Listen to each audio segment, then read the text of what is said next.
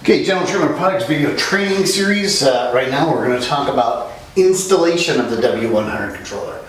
Okay, so installation of a W100 controller, alluding to all the other parts that you could have attached to this.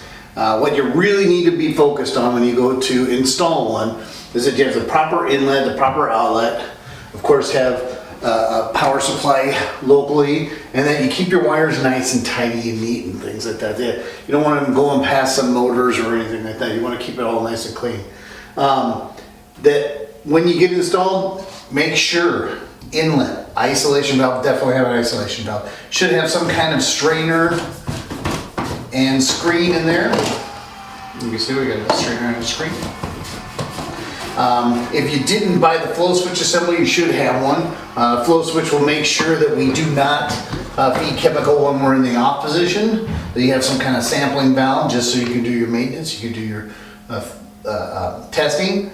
Have yourself an installation. You're going to have some kind of chemical feed, basically an inhibitor or some kind of acid, something to do it. Make sure you have your in and your isolation so you can work on those. Okay, isolation in and out, drain it.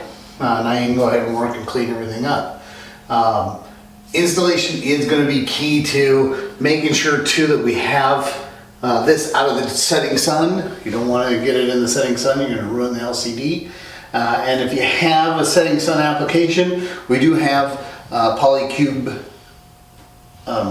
products that can protect that and validate your warranty. So get an inlet, outlet, make sure you have a strainer, injection tee, that you got a good dedicated power supply, and then all your wiring, even your wiring to yours, is nice and neat, clean.